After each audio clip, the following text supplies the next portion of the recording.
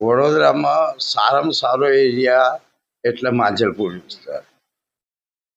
આ વિસ્તારને બહારનો વ્યક્તિ આવશે ઇલેક્શનમાં તો એને શોધવા કઈ જવાનો? માંજલપુરમાં જરૂર પડી જનતાને, પબ્લિકને. એ કોઈ આ યોગેશભાઈ હતા, ખરેખર માણસ સારા, જેન્ટલમેન, નિસ્વાર્થ માણસ હતા, પણ એમને શોધવા કઈ જવાનું હતું? આટલા વર્ષ, 40 વર્ષ રહ્યા, એમનું ઘરનું એડ્રેસ નહીં, એમનો ફોન નંબર નહીં, માંજલપુરમાં કોઈ ઓળખે નહીં કે યોગેશભાઈને. પણ ખરેખર મારે યોગેશભાઈનું ઉપર માન છે, પણ અહીંયા બહારની વ્યક્તિ આવશે તો માંજલપુરનું કામ કોણ કરશે, કેવી રીતે કરશે, ક્યારે કરશે? અને ભૂગોળ જાણતું જ ના હોય કે માંજલપુરમાં ગટર લાઈન ક્યાં છે, પાણીની લાઈન ક્યાં છે, એમનો ફંડ ફાળો વાપરવાનો થાય, ગાંધીનગરથી આવે તે પૈસા ક્યાં ખર્ચશે?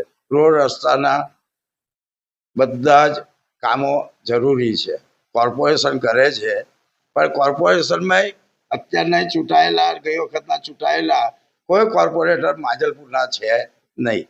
ભાઈ, કોર્પોરેટરો માંજલપુરના હોય, ધારાસભ્ય માંજલપુરના ના હોય, તો ધારાસભ્યને શોધવાના કઈ, કોર્પોરેટરો શોધવાના કઈ? એટલે અમારી માંગણી એક જ છે માંજલપુરની જનતાની, કે માંજલપુર પ્રોપર લોકલ હોય એવી વ્યક્તિને તમે ટિકિટ આપો. અમે ખોબે ખોબા ભરીને અમે એમને વોટ આપીશું. જબરજસ્ત એમની બહુમતીથી અમે કરી આપીશું. યોગેશ પટેલે એમનું એક સ્ટેટમેન્ટ હતું ઇલેક્શનની અંદર કે પગ પૂરી બેસી ગઈ છે. હા, હવે એ પોતે રાવપુરામાં રહેતા હતા અને માંજલપુરમાં ધારાસભ્ય બને, એટલે તમારો એ જ વિચાર છે કે કોઈ બહારની વ્યક્તિ અહીંયા આવી ના?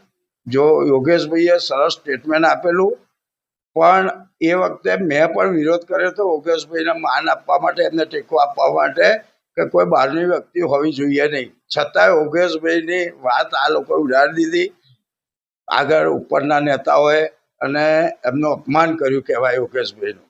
પણ ખરેખર બહારની વ્યક્તિઓને આપી. આજે માંજલપુરની અંદર ચૂંટાયા પછી આજ સુધી કોઈ કોર્પોરેટર દેખાયું નથી.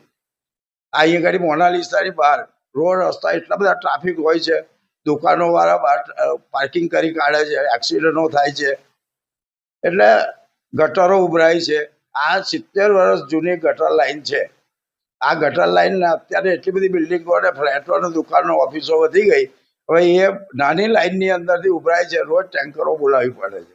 ભાજપ શહેર અધ્યક્ષ અહીંયા જ રહે છે, એને આપે ભાજપ જયપ્રકાશ સોનીને આપે, કારણ કે માંજલપુર મોનાલિસામાં જ રહે છે, એટલે એમને આપે, અમને વાંધો નથી. પ્રોપર માંજલપુરમાં જ રહેતો હોય એવી વ્યક્તિને જ આપવી જોઈએ. જયપ્રકાશ સોની માણસ જેન્ટલમેન છે, કામ કરે એવા છે, એવાને ટિકિટ આપે અને અહીંયા મંત્રી પણ બનાવે તો માંજલપુરનો ઉદ્ધાર થશે.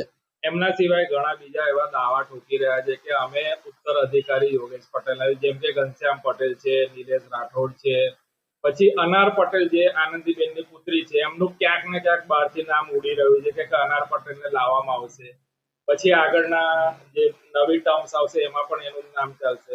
અરે, નવી ટર્મ આવે ત્યારની વાત ત્યારે છે, પણ અત્યારે અહીં ગાડી હું 25,000 લોકોને ભેગા કરીશ અને વિરોધ કરીશ. અહીંયા માંજલપુરની અંદર જબરજસ્ત વિરોધનો વંટોળ ઊભો કરી દઈશ. અહીંયા ઘડી બહારની વ્યક્તિ હોવો જોઈએ નહીં, એ અમારી માગણી છે અને અમારી માંજલપુરના લોકો માટેની લાગણી પણ છે.